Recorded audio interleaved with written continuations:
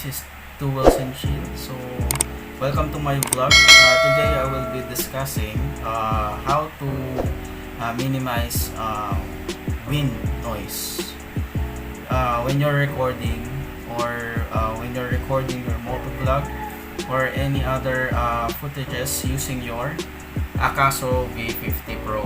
So a lot of you are asking me sa Facebook, no, na sir, paano mo nagawa? Kasi they have watched this video of mine. Ito, ilalagay ko sa screen.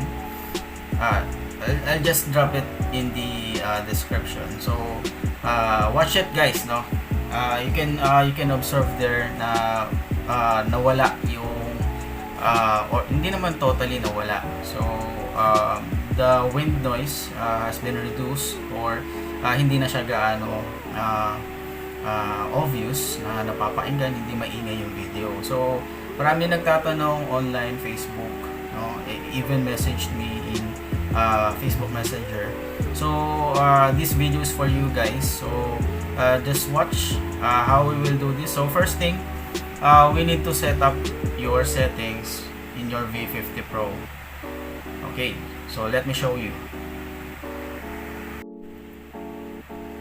Okay, so here guys, open your camera, and in the home screen, just tap on this double arrowheads like this.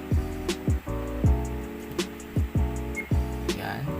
So after tapping that, you will be able to see the video photo playback setup button. So just go to the setup,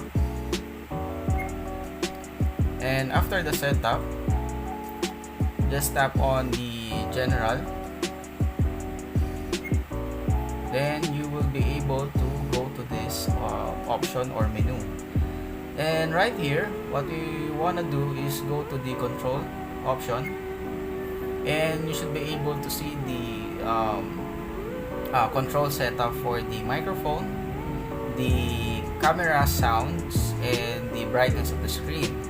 So right here, we should see there the microphone on the top, and the default percentage, or the default loudness of the microphone reception is right 100%. So that's why marami sa inyo, pag nagbi-video, first time din namin si Akaso V50 Pro, when you review your footage or your recordings, maingay. So as you can see here, sa akin na naka-adjust na. So for me, the sweet spot for the external or the built-in microphone of this camera is right at 25%. So here, turo ko lang sa inyo, no, nasan ba yung external or the built-in microphone here. Ayan, yung merong dalawang tuldok na merong mahaba, so that's 6 volts right beside the Wi-Fi indicator. Okay, yan po yung nagre-receive ng mga noise or wind noise pag kayo po ay nag-motovlog or using your camera outdoors.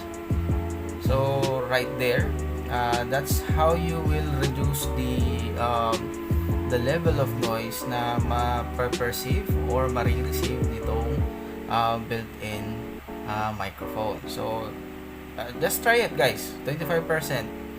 You can go as low as 20%, but not recommended kasi parang ang pangat na ng recording nyo nun.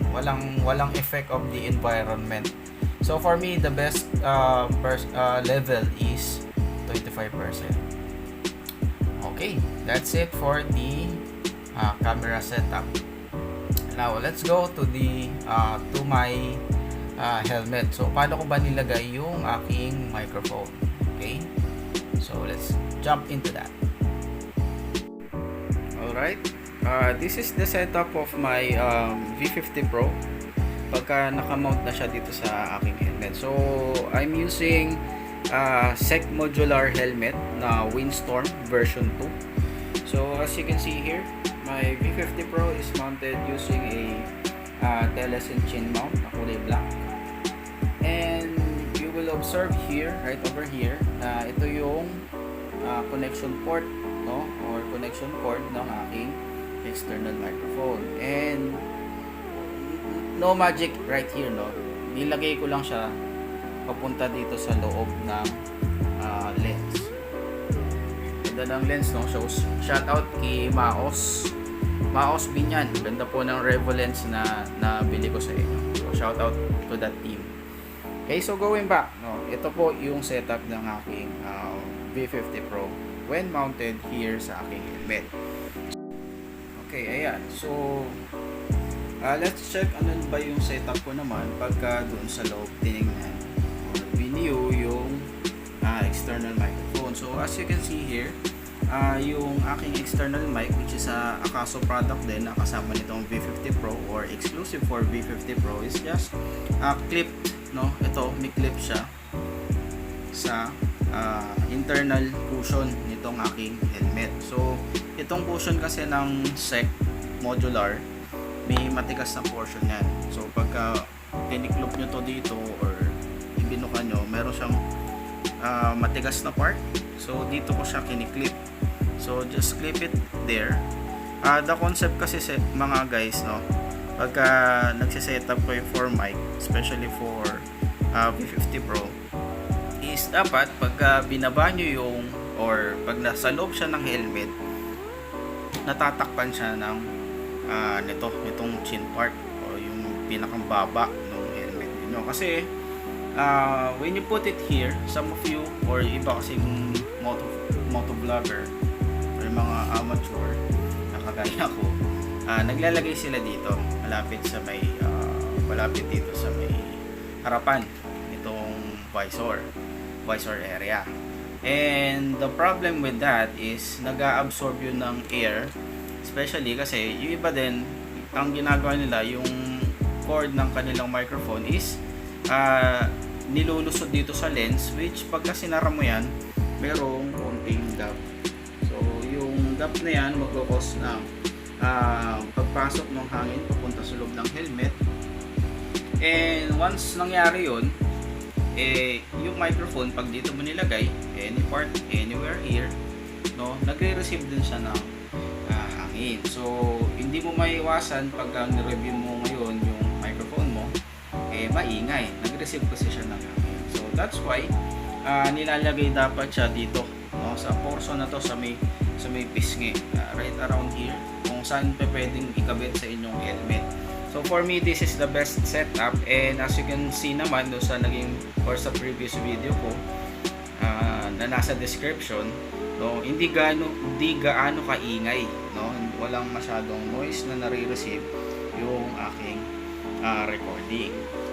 So let's explain bakit ba ganun yung ginawa natin. First thing, bakit ba sinetup natin yung settings sa Akaso, sa camera mismo. Yung setup kanina na under control option, binabaan po natin yung reception ng hangin na nire-record nitong built-in microphone ng camera. And when you do motovlogging guys, especially pag ganito, no, hindi nyo kailangan yung waterproof case kasi hindi nyo maipapasok tong cord. All the air na masasagap nyo habang tumatakbo kayo, no, i-record na ito. That's why nilesen natin yung volume or yung loudness or yung noise na nare-record or nare-receive nitong microphone na to. When you record your footages or by post-production, no, ng mga motovlog videos nyo, mapapansin nyo under the sound option, merong left and right, no, mapapansin nyo yung sound wave hindi pantay. So ito kasing external microphone na to or built-in microphone na to ng camera, yan yung left portion no sound wave, and this one yung sa external mic, no, yan naman yung right portion. So that's why on post editing mapapansin nyo na yung video nyo medyo may parang mahinang part, which is yung left sound wave, and merong malakas na part, sobrang lakas, which is yun yung boses mo habang nagmo-motovlog. that is the right sound wave. So there's an imbalance actually, no, pagka nag-post editing ka ng mga videos mo after ma-record mo using V50 Pro. O yun lang, I think that's one of the cons or problem lang pagka ito yung ginamit mong camera. But for me, this is a very good action camera kasi ang ganda ng quality ng video, no? I'm using the setup of 1080p at 60 frames per second, and I have any problems, no, post editing. Right now, ang gamit ko cellphone, which is a Oppo A92. But as you can see guys, so sa mga previous video ko using Akaso V50 Pro, napakaganda, solid. So, sulit na sulit siya kasi mababang price. It can compete with GoPro Hero 4 pababa, yun. But yun, for the price na nabili mo siya, napakasulit. So that's it guys, no? So thank you sa pakikinig. Sana may natutunan kayo sa pagsisetup ng moto action cam nyo using V50 Pro na Akaso. And hopefully makapag-produce na kayo from here. Right after this video, makapag-produce na kayo ng magagandang recordings, no? Kasi na-lessen na natin yung window. So I know a lot of you namumroblema paano ba gagawin, and some of actually may napapanood akong videos online na nilalagyan pa nila ng what you call this, foam or something like that na medyo makapal, nilalagay dun sa external microphone area. Sa akin lang medyo pangit kasi pangit tingnan, nawawala yung classic look nung Akaso V50 Pro. So that's why ang last resort ko na lang talaga for me is yung babaan yung sound reception ng built-in external microphone nito, Akaso V50 Pro.